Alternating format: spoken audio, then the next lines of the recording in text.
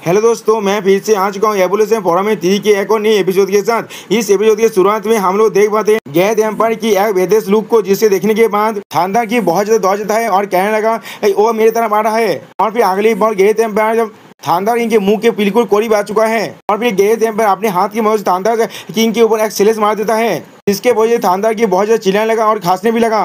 ये देखने के बाद टाइटन क्लैन का लीडर थांडर किंग के लिए पुलिस वाले कहने लगा, थांडर किंग तो तुम ठीक हो ना। लेकिन अगले सीन में हम लोग देख पाते हैं गैथ एम्पायर सेलेस की वजह थांडर किंग ये दो हिस्सों में बांट चुका है पहले ही। और फिर थांडर किंग के एक हिस्से को गैथ एम्पायर अपने हाथों से मदद से भागने लगा। ये देखने के बाद एंजल करके मैं बहुत से शौक हो कहने लगा वो अब क्या करना चाहता है। और फिर अगली पल हम लोग देख पाते हैं गैथ एम्पायर ने थांडर किंग के उस हिस्से को भी पूरी तरह से तोड़ डाला है। और फिर अगले सीन में गैथ एम्पायर थांडर किंग के पूरे पावर को एब्जॉर्ब करने लगा। और फिर हम लोग देख पाते गैथ एम्पायर ने थांडर किंग के पूरी पावर को पूरी तरह से एब्जॉर्ब कर लिया है, जिसके वजह गैथ एम्पायर की पावर और भी ज्यादा बढ़ने लगा। और फिर अगली बार गैथ एम्पायर उन दोनों की तरफ आगे बढ़ने लगा। इसे देखने के बाद एंजल क्लैन का मेंबर और टाइटन क्लैन का मेंबर बहुत ज्यादा दौड़ गया। और फिर अगली बॉल तक एंजल क्लैन का मेंबर कहने लगा मुझे इससे बहुत ज्यादा नफरत है। लेकिन फिर हम लोग देख पाते गैथ एम्पायर ने उसके स्वर को पूरी तरह से पकड़ लिया है। और फिर टाइटन क्लैन का लीडर गैथ एम्पायर कहने लगा उसे जाने दो। लेकिन अगले सीन में हम लोग देख पाते गैथ एम्पायर ने उसके बिना देखे उस पर एक स्लेश मार दिया है, जिसके वजह टाइटन क्लैन के लीडर का पूरा हाथ पूरी तरह से डिस्ट्रॉय हो जाता है। और इसे देखने के बाद वो टाइटन क्लैन मेंबर कहने लगा थांडर किंग के पावर को अब एब्जॉर्ब करने के बाद इसके स्पीड बहुत ज्यादा बढ़ चुका है अब। और फिर अगले सीन में हम लोग देख पाते गैथ एम्पायर उस टाइटन क्लैन के मेंबर के हाथ को भी पूरी तरह से रिफाइन करने लगा। और फिर अगली बार गैथ एम्पायर ने उस हाथ को अपने बॉडी के साथ मार्च कर लिया है। और इसे देखने के बाद एंजल क्लैन का मेंबर अपने मन में सोचने लगा या तो कभी टाइटन्स की पावर को भी इसने आसानी से एब्जॉर्ब कर लिया। और फिर वो घबराते गैथ एम्पायर से पूछने लगा तुम कितने तो मुझे इस तरह से पागल को रखने वाले हो। लेकिन अगले पल हम लोग देख पाते किसी ने गैथ एम्पायर पर एक लेजर बीम से अटैक कर दिया है। लेकिन उसके बाद हम लोग देख पाते उस अटैक से भी गैथ एम्पायर को कोई भी फर्क नहीं पड़ता।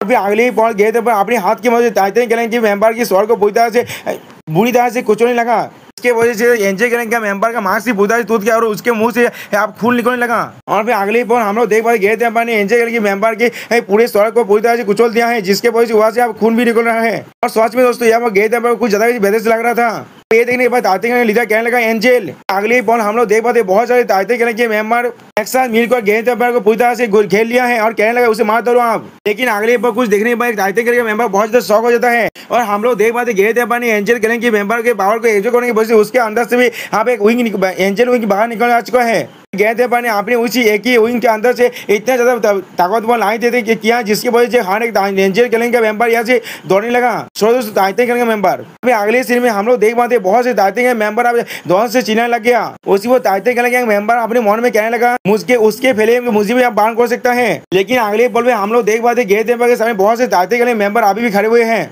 और फिर ये देखने के बाद गैथ एम्पायर कहने लगा ये दूसरा टाइम है जब मैं इन्हें मारने वाला हूँ। गैथ एम्पायर को बात करते हुए देखने के बाद टाइटन क्लैन का लीडर कहने लगा क्या वो बात कर रहा है। और फिर अगली बॉल गैथ एम्पायर फिर से कहने लगा एक कोई भी मेहता नहीं करता, मैं कितने बार इन सभी को मार डालता हूँ, मैं बहुत ज्यादा एक्साइटेड हूँ। अब ये सुनने के बाद एक टाइटन क्लैन का मेंबर कहने लगा ये आदमी पूरी तरह से एक उमार का क्रिएचर है। इसके रिप्लाई में दूसरा टाइटन क्लैन का मेंबर कहने लगा इसके वजह से पूरे के पूरे यूनिवर्स तोड़मेल हो चुका है। ये सुनने के बाद गैथ एम्पायर कहने लगा तो फिर क्या हो गया। और हम लोग देख पाते गैथ एम्पायर के अंदर से तीनों सोल बाहर निकल रहे हैं।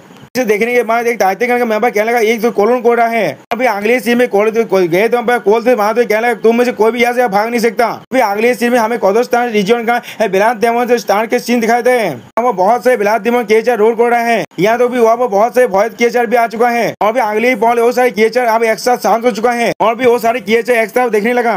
और फिर अगले सीन में हम लोग देख पाते वो सारे क्रिएचर छोटा सा पहाड़ के सामने आकर खड़ा हो चुका है और उस पहाड़ के ऊपर हमारा डिवाइन थ्री खड़ा हुआ है और उसके साथ फॉलन एंजल एब्रिल है। और फिर अगली बार डिवाइन थ्री कहने लगा आप मुझे फॉलो करो स्काई किले में जाने के लिए और होली 16 विंग्स को हासिल करने के लिए। सुनने के बाद यह मुझे हर एक किया बहुत ज्यादा चिल्लाने लग गया। और फिर इन सभी को देखने के बाद डिवाइन थ्री अपने मन में कहने लगा 6 महीने पहले ही पार हो चुका है, अब इसी 2 ही महीने बाकी है गैथ एम्पायर को हाथ के करीब आने में, मुझे जल्दी से एक्ट करना पड़ेगा। फिर अगली बार डिवाइन थ्री से एब्रिल कहने लगा मास्टर अब वक्त हो चुका है। ये सुनने के बाद डिवाइन थ्री कहने लगा ठीक है। फिर अगली बार डिवाइन थ्री अपने हर एक किया से कहने लगा आप तुम लोग रेडी हो जाओ। और फिर अगली बार हम लोग देख पाते होता है डिवाइन थ्री और एब्रिल के बीच लगा। और फिर हमें होली स्टार रीजन का स्काई क्लैन प्लेनेट का सीन दिखाया जाता है। यहाँ पर अचानक से एक वॉइस पौधा खुलने लगा।